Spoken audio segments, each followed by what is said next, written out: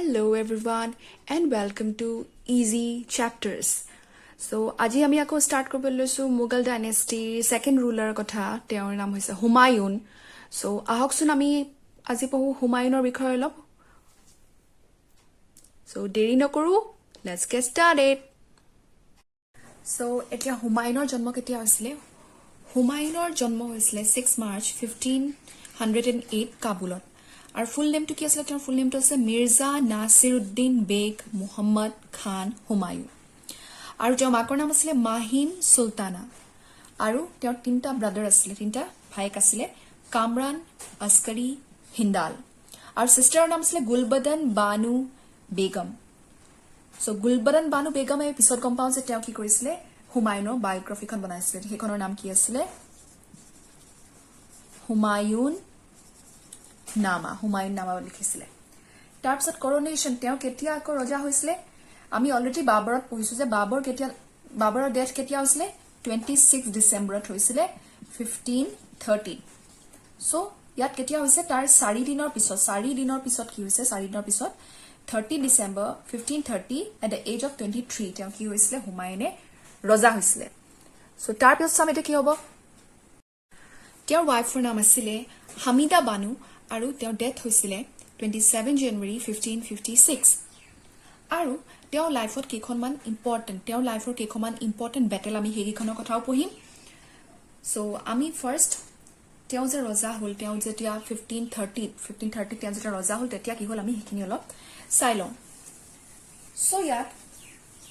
যেতিয়া 1530 after the death of বাবৰৰ ডেথৰ পিছত তেওঁ যেতিয়া ৰজা হ'ল তেতিয়া ফাৰ্ষ্ট কামটো তেওঁ কি কৰিলে বুলি কৈছে, তেওঁ কেইটামান কাম কৰিলে. তেওঁ নিজৰ তিনিটা ব্ৰাদাৰ আছিলে, সকল তিনিটা ব্ৰাদাৰ আছিলে, আৰু সেই ব্ৰাদাৰকেইটাৰ মাজত কি কৰিলে? তেওঁ নিজৰ ষ্টেটটো ডিভাইড কৰিলে, তেওঁক ডিভিজন কৰিলে. ডিভিজন কেনেকৈ কৰিলে? যে তাত কি কৰিলে, কামৰানক দি দিলে কাবুল আৰু কি দিলে? কান্ধাৰ. আৰু এইফালে আসকাৰীক দিলে সম্ভাল আৰু হিন্দালক কি দিলে? মেৱাৰ. আৰু এইকেইটাটো ডিভাইড কৰিলে. আৰু তাৰপিছত তেওঁ ইমানেই জেনাৰাছ, ইমানেই দানী আছিলে বুলি আমি ক'ব পাৰো যে তেওঁ কি কৰিলে, নিজৰ এজন কাজিন আছিলে, কাজিনজনক তেওঁ কি দিলে? সেইজনৰ নাম আছিলে সুলেইমান মিৰ্জা. সুলেইমান মিৰ্জাকো কি দিলে? বদখাসা বুলি এটা প্লেচ আছিলে যিখনত তেওঁ হুমায়ুনে কি কৰিছিলে, আগতে যেতিয়া তেওঁ ৰজা হোৱা নাছিলে, বাবৰ থকা সময়ত তেওঁ তাত কি কৰিছিলে? শাসন কৰিছিলে. সো সেই বদখাসা বুলি প্লেচডোখৰ কাক দি দিলে? সুলেইমান মিৰ্জাক দি দিলে.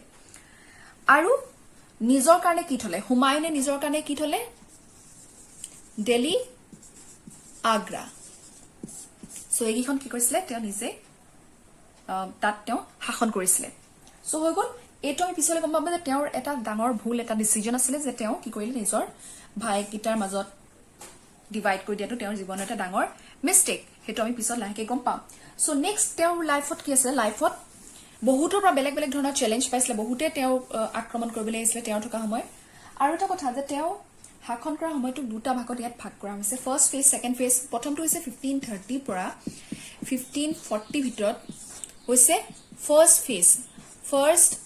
ফেজ. এইটো আছিলে তেওঁৰ লাইফৰ প্ৰথম পিৰিয়ডটো, প্ৰথম ভাগ তেওঁ য'ত শাসন কৰিবলৈ পাইছিলে. তাৰপিছত আকৌ 1555 পৰা 1556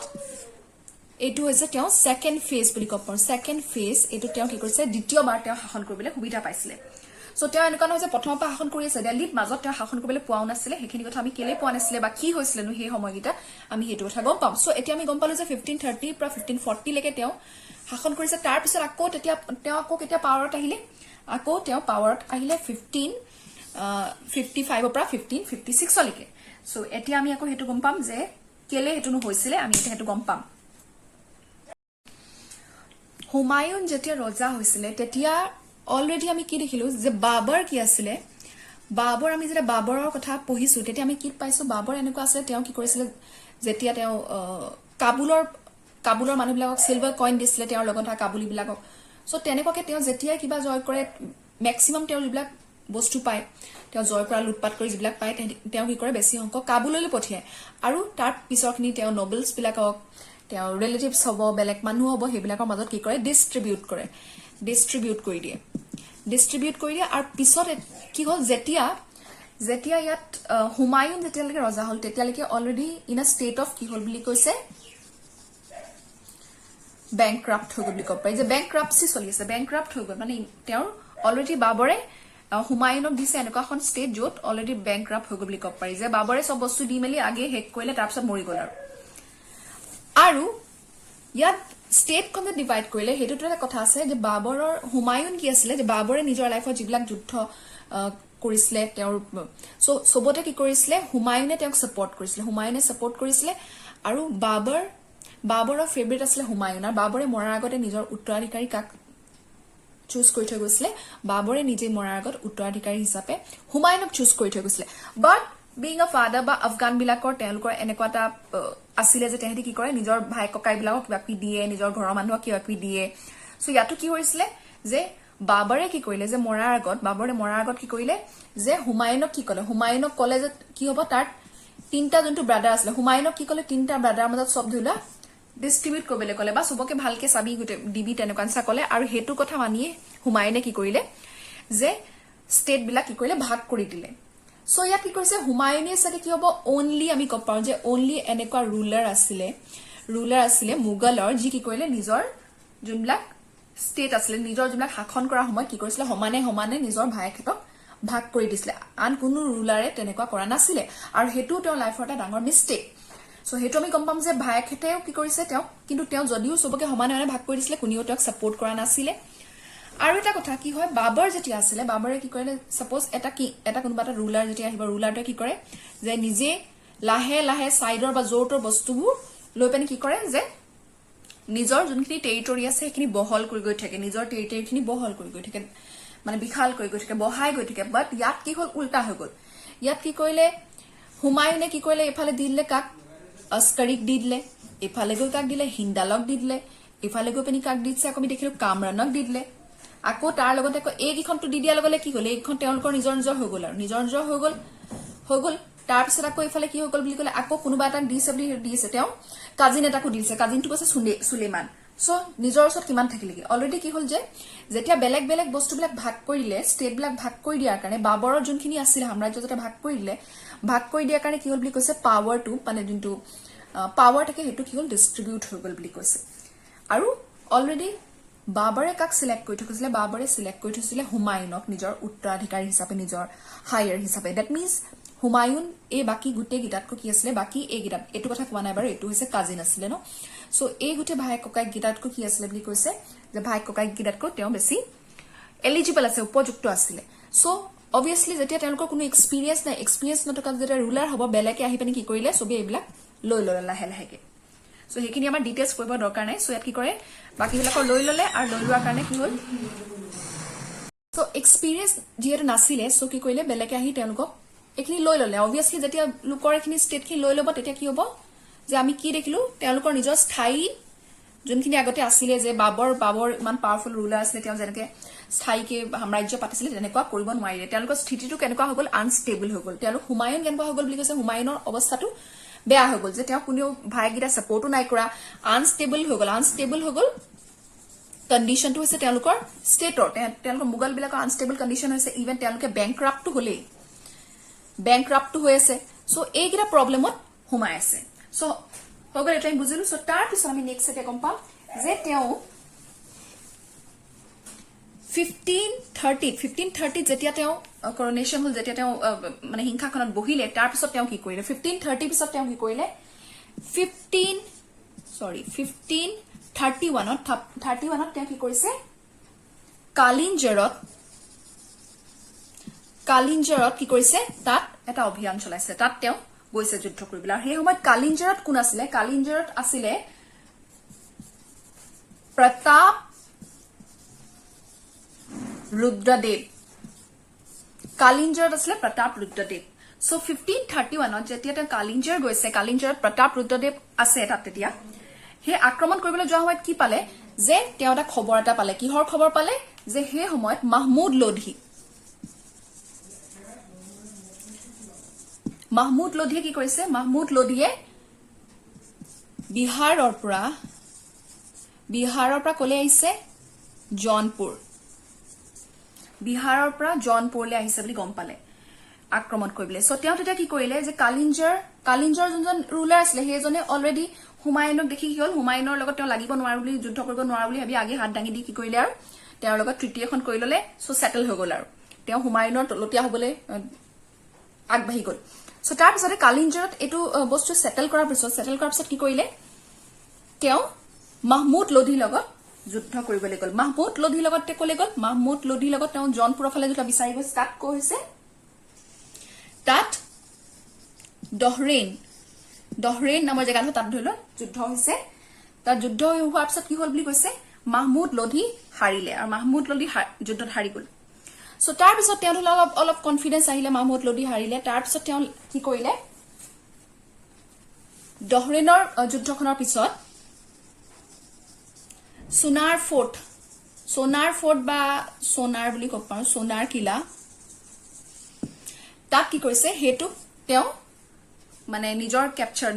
ভিতৰত আনিবলৈ গল আৰু তাত সেই সময়ত হে সোনাৰ ফোৰ্টক বা সোনাৰ কিলাটো কাৰ আন্ডাৰত আছিলে হেতু আছিলে শ্বেৰ খাঁ আন্ডাৰত আছে শ্বেৰ খাঁ কোন হৈছিলে তেওঁ এজন হৈছিলে আফগান ৰুলাৰ শ্বেৰ খাঁ আছিলে আফগান ৰুলাৰ সো সোনাৰ ফোৰ্টক যেতিয়া তেওঁ কৰিবলৈ গল শ্বেৰ খাঁ আন্ডাৰত আছে আৰু তেতিয়া কি হল যে তেওঁ কি কৰিলে যে সোনাৰ ফোৰ্টটো লবৰ কাৰণে শ্বেৰ খাঁৰ চাৰিওফালৰ পৰা তেওঁলোকে ঘেৰাবন্দী কৰিলে এইটো হল সোনাৰ ফোৰ্ট চাৰিওফালৰ পৰা তেওঁলোকে কি কৰিলে ঘেৰি ধৰিলে কিমান দিন ঘেৰি ধৰিলে 4 to 6 month কৰবাত 4 month লিখা আছে কৰবাত 6 month বুলি লিখা আছে সো 6 বা 4 month বুলি কৈছে তাত ঘেৰা বনাই থাকিলে মানে চাৰিওফালে ঘেৰি থাকিলে ঘেৰি থকাৰ পিছত কি হয় যে আমি দেখিছো যে কেনেকুৱা কি থাকে ফোৰ্ট বিলাকৰ চাৰিওফালে ওখ দেৱাৰ মানে কি বুলি কম বাউণ্ডাৰীটো ওখ থাকে তাত কি হয় যেতিয়া এখন মেইন ডোৰ এখন থাকে যেতিয়া আমি সিনেমা বিলাকতো দেখিছো যেতিয়া কি হয় যে কোনোবা আক্ৰমণ কৰে আমি ডাইৰেক্ট দেখিম যে কি হ'ব এফালে এনিমি বিলাক সোমাবলৈ লৈছে কি কৰে যে ডোৰখন একদম পুৰা ডাঙৰ ডোৰখন থাকে বন্ধ কৰি দি সো ইয়াতো হেতু হৈছে যেতিয়া সোমাবলৈ বন্ধ কৰি দিলে তাৰ পিছতে ৰজা লৈ বাকি মানুহ সব ইয়াতে বন্দী নিচিনা হৈ গল আৰু যেতিয়া 4 মাহৰ পৰা 6 মাহ লৈ যেতিয়া বেলেগে এনিমি বিলাকে হুমায়ুনহতৰ সব মোগলৰ যোনবিলাক সৈনিক আছে সেইবিলাকে চাৰিওফালৰ পৰা যেতিয়া এনেকে ধৰাৰ পিছত এটো তেহেতি কি হ'ব অলৰেডি হাৰিবলগীয়া হল কাৰণ তেহেতৰ ধৰিল যুদ্ধ কৰিবলৈ কেপাচিটি নাছিলে সো তেওঁলোকে যেতিয়া বাহিৰলৈ ওলাই আহিব নোৱাৰা হল তো 6 মাহৰ পিছত তেওঁলোকে কি কৰিলে হাৰি দিলে আৰু যে আমাক মাফ কৰি দিয়ক আমি হাৰি দিছো এনেকে হৰা নিচিনা হৈ গল তাৰ পিছত শ্বেৰ খাঁই হেমত কি কৰিলে তেওঁ কলে যে মোক সোনাৰ কিলাটো মোক এৰি দিয়া আৰু তাৰ হলনি কি দিছে বুলি কৈছে নিজৰ পুত্ৰক দি দিলে নিজৰ সন্টোৰ নাম কি আছিলে কুতুব খাঁ সো কুতুব খাঁ কি কৰিলে কুতুব খাঁ মোগলক দি দিলে যে লৈ যোৱা মোৰ ল'ৰাটোকে লৈ যোৱা মোৰ ঘৰটো মোক দি দিয়া মোক ফোৰ্টটো মোক দি দিয়া মোক বচাই দিয়া আৰু লৈ যোৱা সো তেনেকুৱা হৈ গল সো তাৰ পিছত কি হৈছে তাৰ পিছত আকৌ নেক্সট আমি কি দেখিলো 1537 কি হল 1537 পৰা 38 ইয়াত কি হল যে আমি প্ৰথমতে কি দেখিলো হুমায়ুনে কোনো যুদ্ধ কৰা নাই হুমায়ুনে মানুহবিলাকক যায় মানুহবিলাকৰ লগত তেওঁ যুদ্ধতকৈ বেছি মানুহবিলাকে কি কৰে ইভাগে মীমাংসা কৰে আৰু হৈ যায় আৰু দি দিয়ে সেটেল কৰি পানি সো ইয়াতো তেনেকুৱা হৈছিল আগতেও আৰু ইয়াত ডাঙৰ আৰু এটা মিষ্টেক কৰিলে যে শ্বেৰ খাঁক এৰি দিলে শ্বেৰ খাঁক যে এৰি দিলে সেইটো ডাঙৰ তেওঁ লাইফৰ মিষ্টেক আছিলে কাৰণ শ্বেৰ খাঁ পিছত গৈ তেওঁৰ কাৰণে এটা ডাঙৰ থ্ৰেট হৈ যায় সো 1537 আৰু 1538 শ্বেৰ খাঁই কি কৰিলে তেওঁ আকৌ ভাবিলে যে শ্বেৰ খাঁ এবাৰ নোৱাৰিছো এইটোৱে মোৰ কথা নহৈছে শ্বেৰ খাঁৰ লগত এবাৰ তেওঁ যুদ্ধ কৰাটো ঠিক কৰিলে আকৌ কি হল শ্বেৰ খাঁৰ লগত যুদ্ধ কৰিলে এবাৰ যুদ্ধত কি কৰিলে তেওঁ জিকিলে আৰু জিকি পানি তেওঁ কি কৰিলে সোনাৰ যোনটো ফোৰ্ট আছিলে সোনাৰৰ কিলাটো তেওঁ কি কৰিলে লৈ ললে নিজৰ আন্ডাৰলৈ লৈ ললে কোনে লৈ ললে হুমায়ুন হৈ গল অলৰেডি এনেকুৱা আছে 2 টাইমছ তেওঁ কি কৰিলে যে শ্বেৰ খাঁক হৰুৱাই দিলে সো এতিয়া অলৰেডি হুমায়ুন হৈ গল আৰু হুমায়ুনে নিজক মানে প্ৰুফ কৰিলে যে মই পাৰিলো এনেকুৱা নিচিনা হৈ গৈছে তাৰ পিছত আকৌ কি হল এতিয়া হুমায়ুনৰ লাইফৰ সবতছে ডাঙৰ এতিয়া যুদ্ধ কিখন হ'ব এতিয়া ফাৰ্স্ট খনৰ নাম হৈছে বেটল অফ চৌসা হৈছে ক'ত আছিলে Bihar so battle of Chausa হৈছে 1539 ত হৈছে কাৰ লগত হৈছে Sher sorry not Sher Shah, Sher Kha versus Humayun. So etia ei যুদ্ধখনত কি হল এই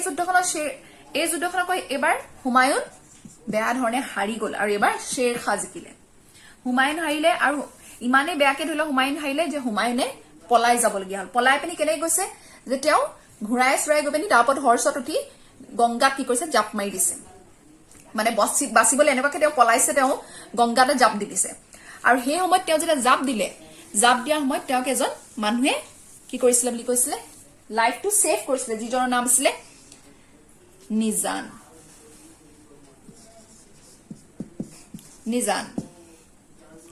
নে নিজাম আছিলে এই ট্ৰাফিকত কোনবা আছিলে মই এতিয়া কৰবাত নিজাম লিখা আছে কৰবাত নিজাম সো এইজনে তেওঁ কি কৰিছিলে লাইফ টু সেভ কৰিছিলে সো পিছত সেভ কৰা ৰিৱাৰ্ড হিচাপে তেওঁ কি কৰিলে হেতু আমি পিছত গম পাম এতিয়া শেৰ শাহে কি কৰিলে শেৰ শাহে যেতিয়া চৌসাখন জিকিলে চৌসা বেটেলখন জিকাৰ কাৰণে কি কৰিলে বেটেলখন জিকাৰ কাৰণে তেওঁ নিজকে নাম এটা দিলে এতিয়া শেৰ খাটো কি হৈ গল শেৰ শাহ সুৰি হৈ গল সো শেৰ শাহটোৱে নিজক কি দিলে শেৰ শাহ সুৰি শেৰ খাপা শেৰ শাহ সুৰি হৈ গল সো এইটো আমি মনত ৰাখিব লাগিব তেওঁ মানে সুৰি বংশৰ প্ৰতিষ্ঠা কৰি দিলে শেৰ শাহ সুৰি হৈ গল সো তাৰ পিছত নেক্সট আকৌ কি হল হুমায়ুনে ভাবিলে মই কেনেকে হাৰিলো এতিয়া কি হল যে 1539 ত অলৰেডি তেওঁ হাৰিলে কিন্তু নেক্সট আকৌ কি কৰিলে তেওঁ 1540 তেওঁ আকৌ যুঁজিবলৈ আহিছে আগবাঢ়ি এবাৰ তেওঁ ক'ত যুদ্ধ কৰিছে এবাৰ হৈছে কনৌজখন ক'ত আছে কনৌজ ইজ ইন ইউপি আৰু কনৌজখন ফেমাস কিহৰ কাৰণে হৈছে পাৰফিউম তাত পাৰফিউম বনায় হৈ গল সেইটো পিছৰ কথা সো কনৌজত লাগিলে বেটল অফ কনৌজ ক'ত হৈছিলে কনৌজত হৈছিলে 1540 ত আকৌ কাৰ এখনৰ মাজত হৈছে গম পাইছে শেৰ খা বা শেৰ শাহ সুৰি ভাৰ্সেস কোন আছিলে হুমায়ুন হৈ গল সো ইয়াতো কি হল এখনৰ ৰিজাল্টটো সেম এখনৰ ৰিজাল্টটো কি হল শেৰ শাহ জিকিলে আৰু হুমায়ুন হাৰিলে বুলি কৈছে আৰু এইখনতো হাৰতে কি হল যে এইখনত হাৰতে ইয়াৰ ৰিজাল্টটো ইমানেই বেয়া হল ইমানেই বেয়াকে হাৰিলে ইমানেই তেওঁৰ কি হল যে হুমায়ুনে কি কৰিলে বুলি কৈছে পলাই গুচি গল ইণ্ডিয়া পাই পলাই পানি গুচি গল ইণ্ডিয়া পা গুচি গল আৰু ইণ্ডিয়া পা গুচি যোৱাৰ কাৰণে কি হল ইণ্ডিয়া পা গুচি গৈ পিনি তেওঁ কি কৰিলে 15 years তেওঁ ঘূৰিয়ে নাহিলে 15 years তেওঁ কেনেবাকে থাকিলে লাইফ ইজ ইন এক্সাইল তেওঁ এক্সাইলত থাকিলে তেওঁ কি কৰিছিলে যে আজ্ঞাত বাক বুলি কব পায় যে কাকো নজনাকে কবাত গৈ লুকাই তেওঁ এক্সাইল হৈ তেওঁ আছেগে আৰু ইয়াৰ পাতে বহিষ্কাৰ হৈ যোৱাছে হৈ গল গুচি গলগে তাৰ পিছত তেওঁ কি হল আমি গম পাইছে 1555 লৈকে তেওঁ নাহিলে 1555 লৈকে তেওঁ নাই আহা হৈ গল সো তাৰ পিছত নেক্সটত আমি এটা গম পাম যে 1542 কি হল আকৌ সেই সময়তে শেৰ শাহ সুৰি মানে যোনজন আছে শেৰ খা তেওঁ কি হল ডেথ হৈ গল আৰু সেই ডেথৰ পিছত কি কৰিলে বুলি কৈছে যে তেওঁৰ পুতেক ৰজা হল সো ইয়াৰ পিছত কি হল হুমায়ুনে লাহেকে কি কৰিলে বুলি কৈছে 1554 ত লাহেকে কলে আহিলে হুমায়ুনে পেশৱাৰ মানে শেৰ শাহ জিয়াই থাকোতে আহিবলৈ তাৰ সাহস নহল শেৰ শাহ মৰাৰ পিছত কি হল 1554 ত পেশৱালে আহিছে লাহেকে ইণ্ডিয়া ফালে আহিছে আৰু কি কৈছে 1555 ত টেক ওভাৰ কৰি দিলে কোখন পেশৱাখন লৈ ললে উইদাউট ডিফিকাল্টি কোনো ডিফিকাল্টি হোৱা নাই তাত থকা যোনটো সকে ৰুলাৰ আছিলে ইমান পাৱাৰফুল নাছিলে সো কি হল উইদাউট ডিফিকাল্টি সেইখন টেক ওভাৰ কৰি ললে সো নেক্সট আকৌ কি হল নেক্সট এটো হলে তাৰ পিছত আহিলে তেওঁৰ লাইফৰ আৰু এখন ইম্পৰ্টেন্ট যুদ্ধ এখন আহিলে সেইখনৰ যুদ্ধখনৰ নাম কি হৈছে battle of Machhiwara is not fish Machhiwara মানে ক'ত আছিলে পাঞ্জাবত আছিলে মাছিৱাৰা বেটেল হৈছিলে 1555 ত হৈছিলে কাৰ লগত হৈছিলে মাছিৱাৰা হৈছিলে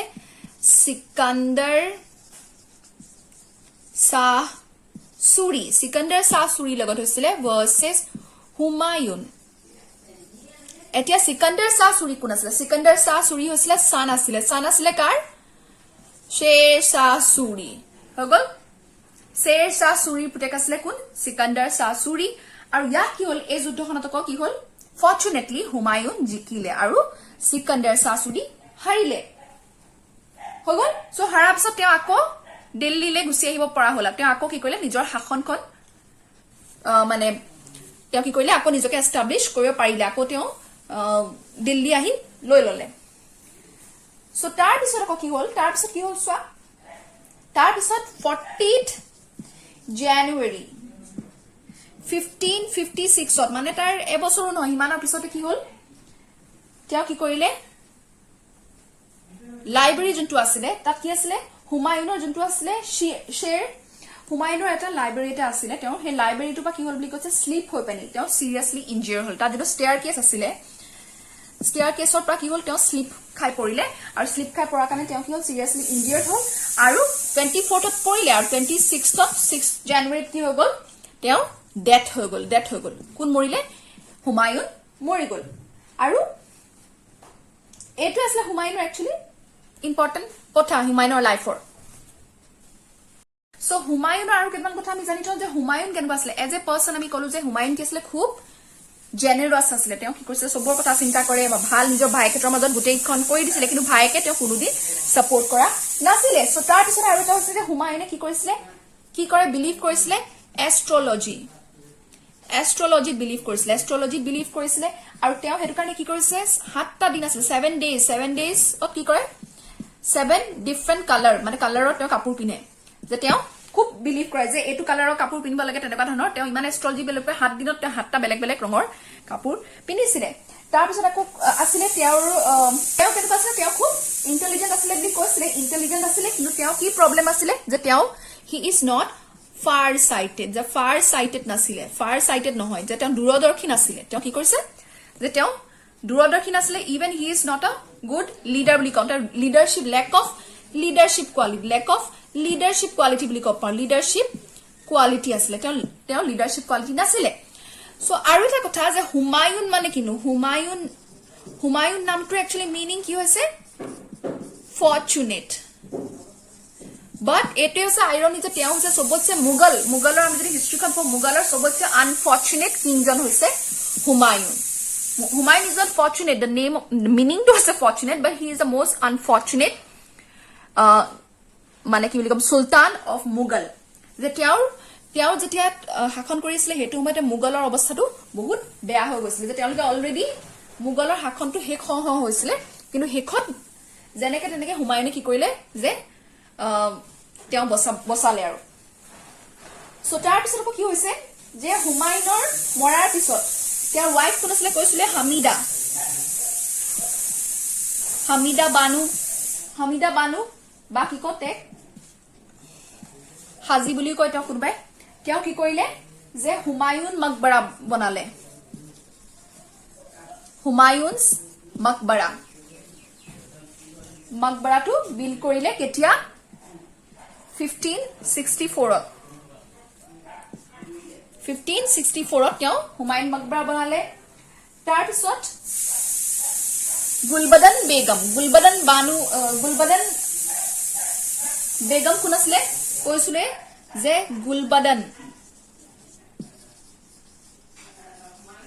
গুলবদন বেগমে কি লিখিছিলে হুমায়ুন নামা তেওঁ যিখন বায়োগ্ৰাফি আছিলে সেইখন লিখিছিলে